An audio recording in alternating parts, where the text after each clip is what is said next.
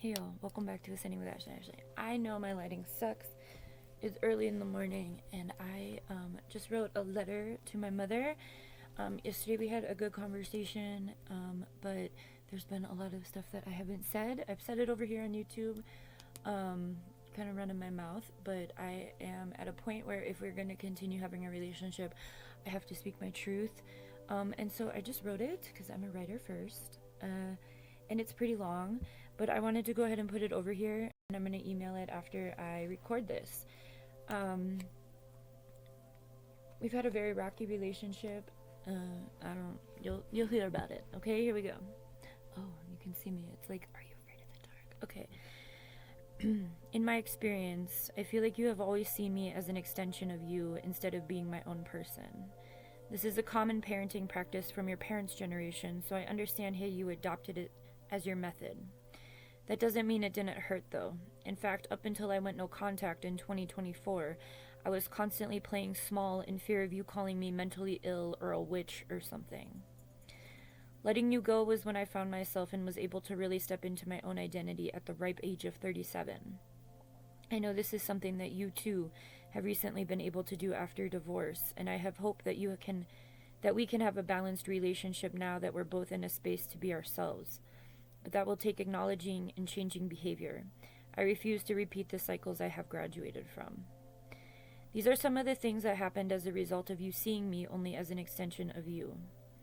Triangulation with Kristen and your sisters. You kept calling yourself a peacemaker, when in all reality the relationships around you were not at peace at all. Not in peace at all, but at ends with each other because of your involvement. You claimed many times to hold no responsibility in the severing of these relationships and claimed you had no responsibility or ability at all to repair them. This is not peace. That is power, coercion, and control with you being at the center. A puppeteer, if you will. Gossiping about my life. I set this boundary hundreds of times, and it was never respected. Codependency. You were told that we had a codependent relationship when I got locked up in 2009. So your codependency shifted to your relationship with Gary, and I was discarded. I don't want to be reliant on anyone, but I have been breadcrumbed forever, so I am still navigating poverty. I appreciate your help financially, but I also do believe I haven't received anything from my father or my grandparents after their deaths. I believe you have controlled those situations as well. Male-centered. I have hope that this part of you is learning how powerful you are as a woman now that you are not in relationship with a man. I have compassion for your process. I myself have been through it first. I hope that you can find yourself fully and stop focusing on the approval of men. You are very worthy on your own. I'm glad you have girlfriends around you, and I hope that your womanhood can become your center. Women are beautiful and magical, and I hope you can trust yourself to find that within you. An ability to see me for who I am. I have so many similarities to others that you find inspiring, but for some reason you are unable to see that inspiration in me. I believe it's because of you seeing and treating me as an extension of yourself. Your life path was so drastically different from mine. You're unable to accept my freedom and abilities because I came from you, and you didn't have that. Inability to accept my gifts and knowledge. I am a spiritual warrior and leader. I was made for these times. I do believe in God and in energy, and I don't think you do, so I am not sure that we will ever be able to find common ground here, and if we don't, our relationship will not be one that lasts. My belief in God is within spirituality, outside of religion. Negative. You are very judgmental and negative, and she knows this. And if you can't, won't, or haven't done something, it's hard for you to believe others can, will, or have. This goes for a lot of things. I am unconventional. I am supposed to do things differently. I am here to break cycles and help usher in a more harmonious timeline for this planet, for humanity. You do not see me like that. I don't know if you are ever going to be able to. This ends up looking like and feeling, hang on, I have a typo. And feeling like a ton of projections onto me because of your own inability or apathy. I need to add ignorance. She knows she's ignorant. Well aware of it. Chooses it. Centering yourself in my life. I have a ton of these examples of this, but I don't think it's too necessary to call them all out. What I will say is, again, This is the main issue of the extension of you. I have already covered a few of these. I hope you're centering yourself and exploring your own life now instead of focusing on how I am doing things differently than you and how that makes you feel. It was never really about you. My trajectory of stepping into a leadership role in this time and space of our world.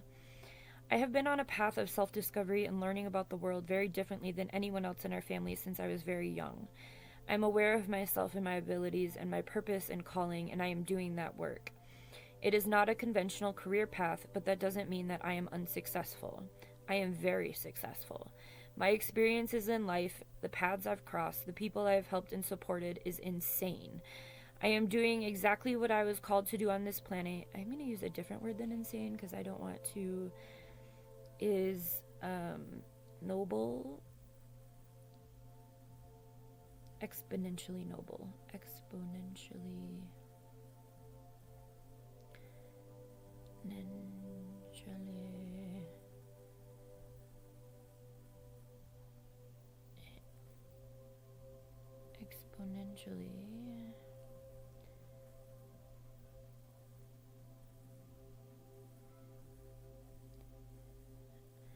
All right.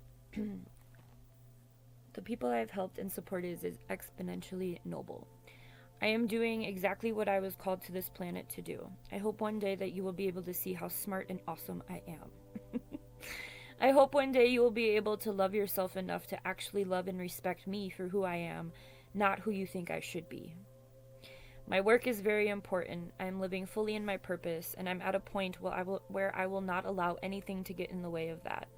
I have healed from the bad stuff, transmuted it all into power, peace, and allowed myself to create spaces for learning and community. I'm going to go with connection. Okay. I am an exceptional human because my soul will not allow me to be mediocre. I do not think I will ever be able to fully trust you. I don't know what that says about our relationship, if it's possible or not. It's up to us. I will not let anyone stand in the way of mothering my child the way I do. He requires a very different upbringing, and I am catering to that to ensure his ability to thrive. It looks very different, and if that will not be respected, then I cannot have that person in my life. I hope one day you will be able to accept that I have endured horrendous trauma at the hands of the mental health system, and in relation to that, your hands that kept handing me over to them. I was never mentally ill. I was always autistic. I was always emotionally abused. I was burnt out, and I was not heard. One time we were talking about the trauma I had disclosed, and I just disclosed that I was raped in LA, and when I was in that situation that I now understand as me being trafficked. Your response was so painful. You said, yeah, you said that. You then went on to tell me a story that you remembered from childhood in which you bit into an uncooked pancake. For the record, there's no relationship between eating an uncooked pancake and being shackled and tortured. When I told you that what the dentist said in April of 2024, your response was unusual for a mother. You were apathetic to my situation, which was being presented as the end of my life. It felt like you were relieved that I may be dying soon. So I decided to choose myself. I decided to live my life fully and live in my truth and purpose, but I had to let you go to do that because of all the aforementioned moments. There is nothing wrong with me, nor has there ever been anything wrong with me. I'm just different from you. I'm different from a lot of people because I'm someone who is here to help others. I'm about 10 years ahead of the masses in regards to knowledge, experience, and the ability to make sense of that and create a map for others. Hang on, I'm doing something right now. I am very smart just because I have known you. I'm very smart just because I have known you. Do not. I'm busy right now. Whatever. I'll repair that. He heard me talking. Oh, did you want the window open? I don't want you crawling through the window. We were doing that yesterday. Oh. Just because I have knowledge is the word. It says known. I am very smart. Just because I have knowledge that you do not, or Kristen doesn't, or Mark doesn't, doesn't mean that I am wrong. It means that I have a different information and foundation that I am working from. I hope that you love yourself enough to receive this, not as a character overhaul, but as a reminder to the last 38 years that I have been here. I know you're a human and you're learning and growing just as the rest of us, but I am no longer available for you to write off or belittle.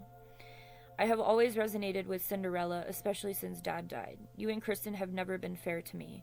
I will remind you that I was a child. I was forced to grow up way too quickly, and I was never supported the way I needed, just handed over to others like a problem to deal with.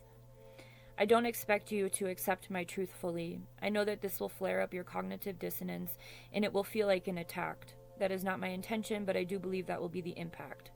My intention is to speak my truth in hopes that it will be received and reflected upon. Thank you for listening, Ashley. Thanks for listening. Have a good one.